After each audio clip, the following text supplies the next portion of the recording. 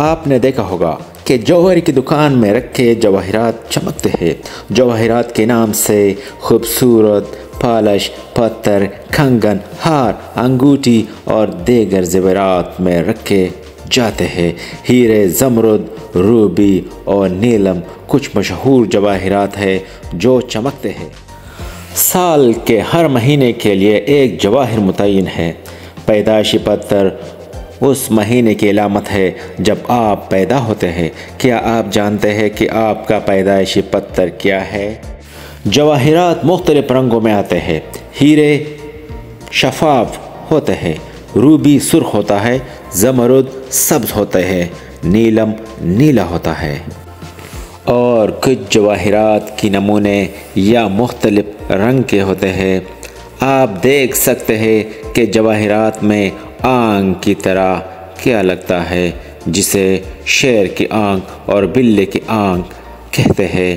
جب آپ اس کو ادھر ادھر جاتے ہیں تو آپ مختلف رنگوں کو دیکھتے ہیں۔ قدرتی طور پر پائے جانے والے جواہرات آپ کو زیورات میں نظر آنے والی جواہرات کی طرح نظر نہیں آتے ہیں۔ ماہرین ان کو چمکنے اور خوبصورت نظر آنے کے لیے جواہرات کاٹتے ہیں۔ یہ جواہرات کو کاٹ کر پتھر جیسا پلیٹ اور مختلف اشکال میں ڈالتے ہیں۔ وہ جواہرات کاٹنے کے لیے پیسنے والے پہیے اور پیسنے والی ڈسکیں استعمال کرتے ہیں، پھر وہ جواہرات پالش کرتے ہیں۔ ہیرا کاٹنا آسان نہیں ہے۔ ہیرا فطرت کا سخت ترین مواد ہے۔ ایک ہیرا یا ہیرے کا استعمال کر کے بننے والی آری ہی ہیرے کو کاٹ سکتی ہے۔ ہیرا کاٹنے والے ہیرے سے بنی آری کا استعمال کرتے ہیں۔ وہ ہیرا پاؤڈر سے ڈھکی ہوئی پیسنے والی پہیے استعمال کرتی ہے۔ زیادہ تر جواہرات نایاب معدنیات ہوتے ہیں۔ معدنیات قدرتی مواد ہے، زندہ چیزوں سے نہیں بنتے ہیں۔ ٹھوس چٹانوں میں آپ کو کچھ جواہر مل سکتے ہیں۔ لوگ کھانوں میں جواہرات کھودتے ہیں، وہ انہیں ریت یا دوسری ڈھیلی مٹی میں چھان کر بھی ڈھونڈتے ہیں۔ اسی طرح دنیا کے مختلف حصوں سے مختلف جواہرات آتے ہیں۔ زیادہ تر ہیرے آسٹریلیا، افریقہ اور روس سے آتے ہیں۔ روبی اور نیلم اور جنوب مشرق ایشیا سے آتے ہیں۔ زمرد اور پخراج جنوبی امریکہ سے آتے ہیں۔ فیروزی جنوبی مغرب ریاستہائے متحدہ سے ہے۔ جواہرات قدیم زمانے سے لے کر آج تک خوبصورتی، نفاست اور نایابیت کی وجہ غیر معمولی سمجھے جاتے ہیں۔ قدیم مصری ثقافت میں قیمتی پتھروں کے بارے میں خیال کیا جاتا ہے کہ وہ جادوئی خوبصورتی کے حامل ہے۔ یہ پتھر اکثر طلسم اور دیگر روحانی تخلیق میں استعمال ہوتے تھے۔ قدیم روم میں جواہرات کو بہت قیمتی سمجھا جاتا تھا اور انہیں اکثر زیورات، لباس اور دولت کی دوسری چیزوں کو سجانے کے لیے استعمال کیا جاتا ہے۔ قیمتی پتھروں نے یونانیوں، پارسیوں اور مقامی امریکیوں سمیت بہت سے دوسری معاشروں کی ثقافتوں میں بھی اہم کردار ادا کیا ہے۔ پوری دنیا میں قیمتی پتھروں کا تعلق دولت، طاقت اور حیثیت سے رہا ہے۔ بہت سی ثقافتوں میں جواہرات کا استعمال دولت اور حیثیت کی علامت کے لیے جانا جاتا ہے اور اکثر تحفے کے طور پر دیے جاتے ہیں۔ آج جواہرات کو ان کی خوبصورتی اور نایابیت کی وجہ سے بہت زیادہ اہمیت دی جاتی ہے اور اکثر عمدہ زیورات اور دیگر آرائشی اشیاء کی تخلیق میں استعمال ہوتی ہے۔ قیمتی پتھروں کی بہت سے مختلف قسمیں ہیں جنہیں ان کی کیمیاوی ساخت اور دیگر خصوصیات کی بنیاد پر درجہ بندی دی جاتی ہے۔ سلیکیٹس یہ جواہرات کی سب سے عام قسم ہے اور ان میں معدنیات جیسے کوارٹز، نیلم اور ٹورملائن شامل ہے۔ سلیکیٹس ان کی کرسٹلائن کی ساخت کی طرف سے خصوصیات کی حامل ہے اور اکثر رنگوں کی ایک قسم میں پائی جاتی ہے۔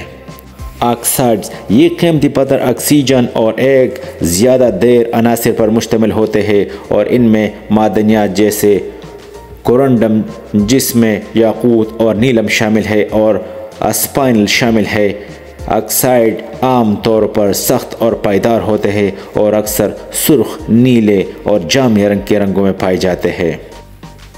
کاربونیٹ، یہ قیمتی پتھر کاربن، آکسیجن اور ایک یا زیادہ دیگر عناصر پر مشتمل ہوتے ہیں اور ان میں کیلسائٹ اور مالاکائٹ جیسے معدنیات شامل ہوتے ہیں۔ کاربونیٹ عام طور پر دیگر قسم کی قیمتی پتھروں کے مقابلے میں نرم اور کم پائیدار ہوتے ہیں اور اکثر سبز اور سفید رنگوں میں پائے جاتے ہیں۔ سلفائڈز، یہ قیمتی پتھر سلفر اور ایک زیادہ دیگر عناصر پر مشتمل ہوتے ہیں اور ان میں معدنیات جیسے فائریٹ اور گلینا شامل ہوتے ہیں۔ سلفائڈ عام طور پر دھاتی شکل میں ہوتے ہیں اور اکثر چاندی اور سونے کے رنگوں میں پائے جاتے ہیں۔ جواہرات کی ان اقسام کے علاوہ بہت سے نایاب اور غیر معمولی قیمتی پتھر بھی ہیں جو اپنی خوبصورتی اور نایاب ہونے کی وجہ سے قیمتی ہوتے ہیں۔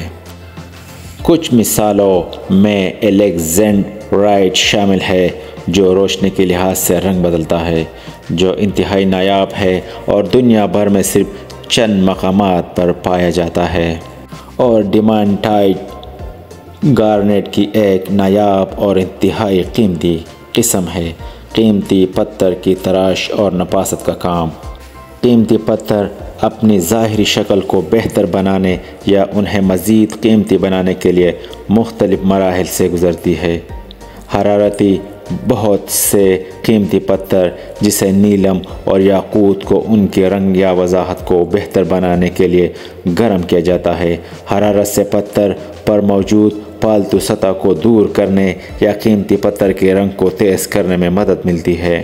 کچھ جواہرات جیسے پوکھراج اور ایکومارین کو ان کا رنگ تبدیل کرنے کے لیے مخصوص شعاعوں سے گزارا جاتا ہے۔ اس عمل میں قیمتی پتھر کو تابکاری دی جاتی ہے جو اس کی جوہری ڈھانچے کو تبدیل اور ان کا رنگ بدلتی ہے۔ بلیچنگ، کچھ قیمتی پتھر جسے موتی کی شکل کو بہتر بنانے کے لیے بلیچ کیا جاتا ہے۔ بلیچنگ میں قیمتی پتھر کو کیمیکلز یا دیگر مراحل سے گزارنا شامل ہوتا ہے جو رنگت کو ہلکا یا ختم کر سکتی ہے۔ کچھ قیمتی پتھروں جیسے جیڈ اور مرجان کو ان کا رنگ بڑھانے کے لیے رنگا جاتا ہے۔ اس عمل میں قیمتی پتھر کو ڈائی کرنا شامل ہے تاکہ اسے زیادہ پرکشش یا مطلوبہ رنگ دیا جا سکے۔ اگرچہ رنگنے کا عمل پتھروں کی ظاہری شکل کو بہتر بناتا ہے اور انہیں مزید قیمتی بناتا ہے، لیکن ساتھ ساتھ اخلاقی طور پر معیوب بھی سمجھا جاتا ہے۔ کچھ لوگ اس بات پر بحث کرتے ہیں کہ رنگے ہوئے قیمتی پتھر قدرتی قیمتی پتھروں سے کم قیمتی یا مستند ہے، اور یہ کہ ان کا استعمال دھوکہ دہی یا گمراہ کن ہو سکتا ہے۔ دوسروں کا کہنا ہے کہ رنگ شدہ قیمتی پتھر قدرتی قیمتی پتھروں کا ایک سستا متبادل فراہم کرتے ہیں اور عمدہ زیورات کو صارفین کو انتخاب کی وسیع رینج دیتے ہیں۔ قیمتی پتھر قیمتی یا نیم قیمتی معدنیات ہے جو ان کی خوبصورتی، نایابیت اور استحکام کے لیے قابل قدر ہوتے ہیں۔